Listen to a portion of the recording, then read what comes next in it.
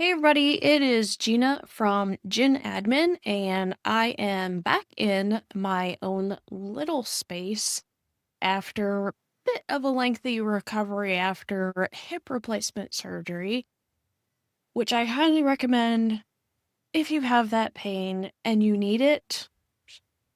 Just completely changed everything for me, especially because my own little space is upstairs. So up and down the steps I go all day. But today, what I want to talk to you about is how to repurpose your content without losing your voice.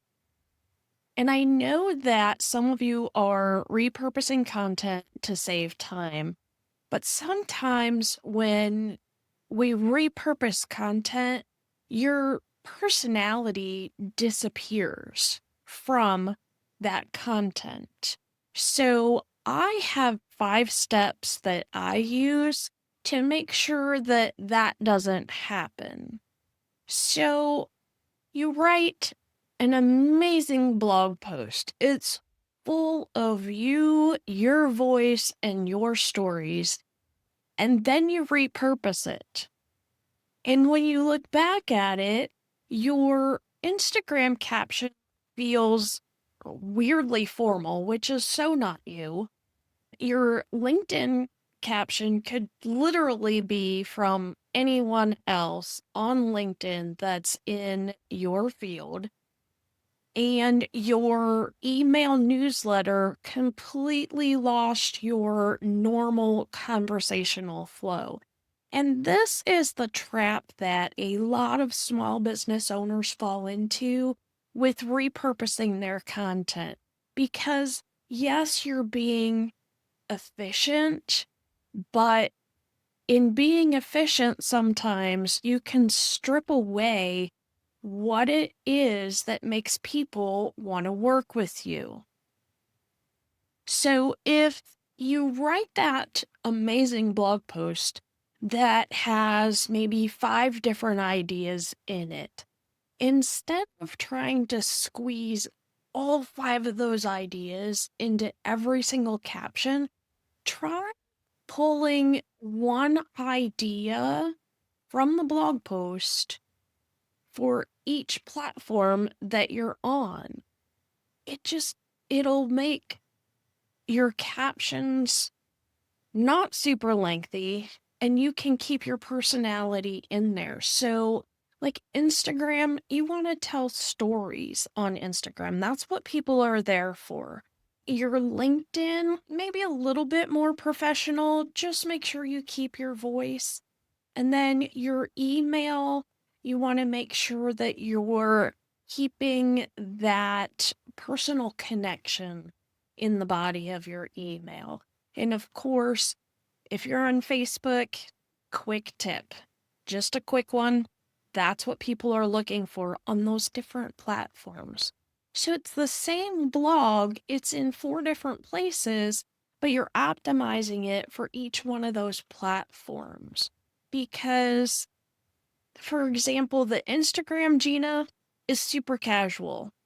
My LinkedIn person is a little bit more professional, like I said, and my email is just totally conversational. I'm having a conversation with you in my email while I'm drinking my coffee. And all 3 are you, it's just a different context. It's who you're talking to. So before you post on any one of the platforms that you're on, ask yourself, if I was talking to whoever your audience is on this platform, would I actually say this way? And if you wouldn't, then rewrite it and say it the way that you would actually if you were talking to that person. And I know that there's a lot of this is going to be a little controversial, but a lot of people will download templates and scripts. And templates are going to show you what elements work. You got your hook, your problem, your solution, and your call to action.